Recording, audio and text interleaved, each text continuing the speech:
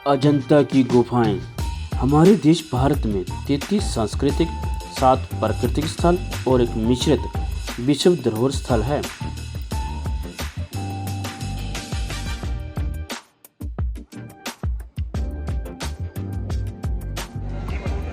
कैलाश गुफा मंदिर शिव निवास स्थान के नाम से प्रसिद्ध है। मुख्य मंदिर, नंदी मंडप, प्रवेश द्वार, गलियारा, बरामदा, गौण मंदिर आदि संरचना के प्रमुख अंग हैं। संपूर्ण संरचना ताक स्तंभ, अर्धस्तंभ, गवाक्ष के साथ नक्शिखांत अलंकृत है। मुख्य अलंकरण में देवी देवताओं की विशाल प्रतिमा, पुराण, महाकाव्य, दृश्य, मिथुन मूर्तियाँ, पशु पंछी, बेलबूटियाँ तथा जैतिमय अलंकरण का समावेश है। उत्कीर्ण पश्चात मंदिर को बार बार चित्रित किया गया है।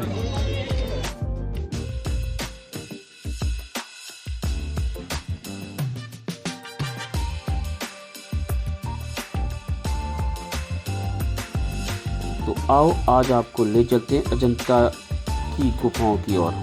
क्या है इसके बारे में इसकी जानकारी। महाराष्ट्र के औरंगाबाद जिले में स्थित अजंता की गुफाएं भारतीय कला का एक शानदार नमूना है। इसे भारत का सबसे प्राचीन ऐतिहासिक स्थलों में से एक माना जाता है। घोड़े की नाल के आकार में निर्मित अजंता गुफाओं में 30 गुफा शामिल है, जिनमें मुख्य रूप से बौद्ध धर्म की कलाकृतियां देखने को मिलती हैं। इस स्थान में बौद्ध भिक्षु रहते थे और अध्ययन एवं प्रार्थना करते थे।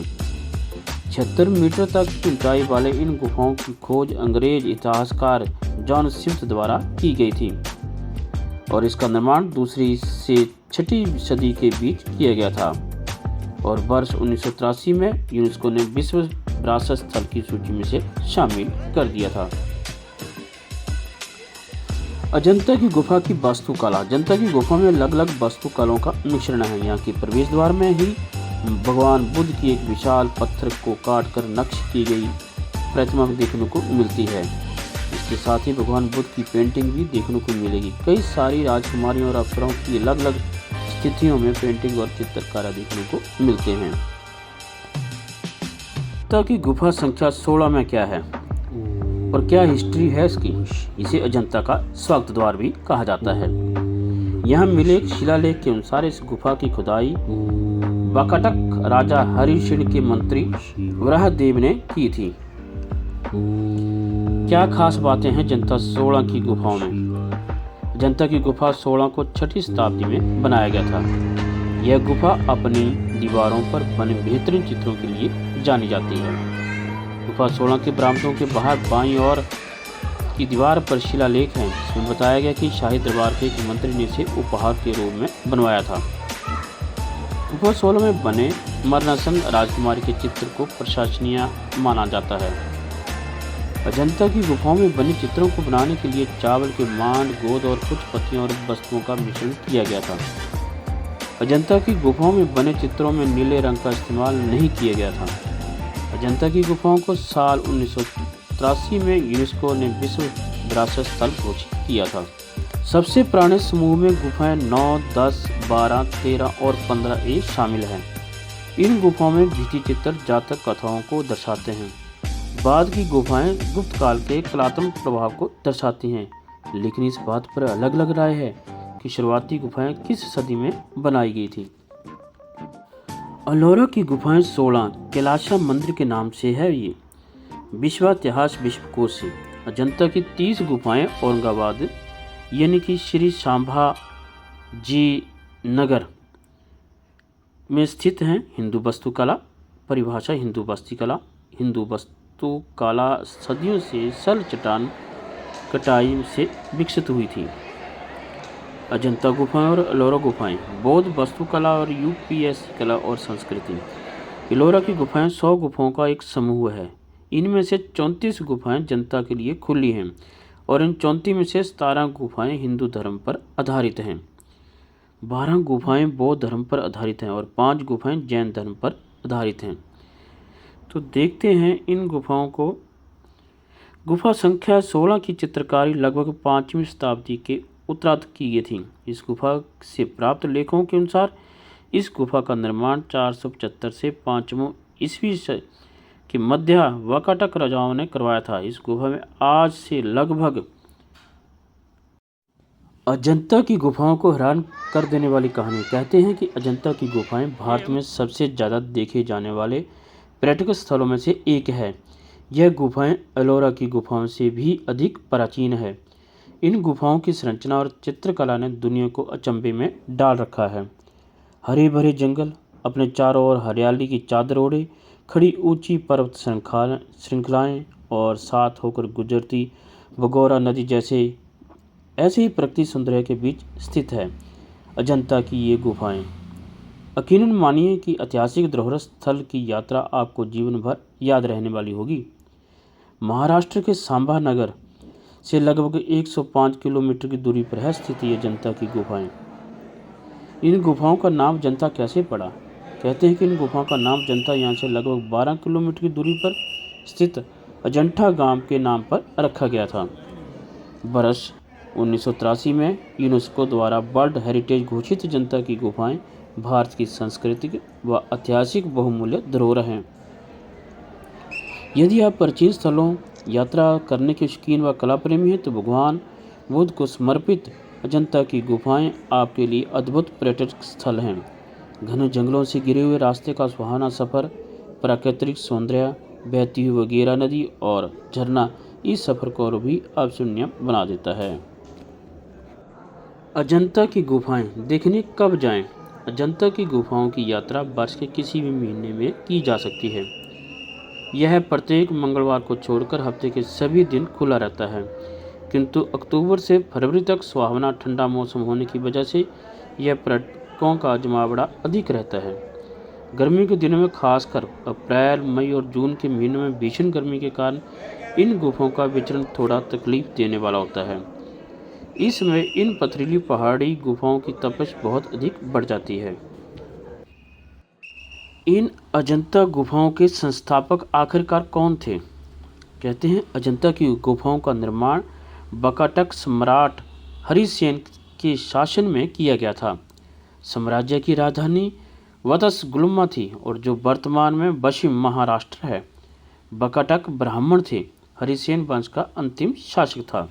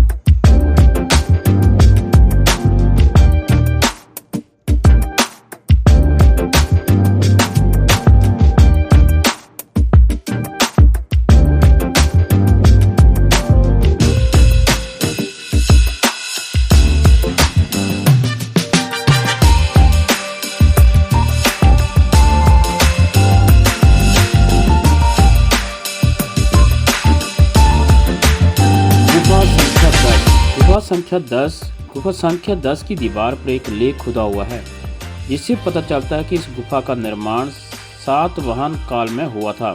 इस गुफा में साम जातक व छंद जातक से ली गई कथाएं चित्रित हैं। इसमें आम, गुलर व बरगद जैसे चित्रों का चित्रण है।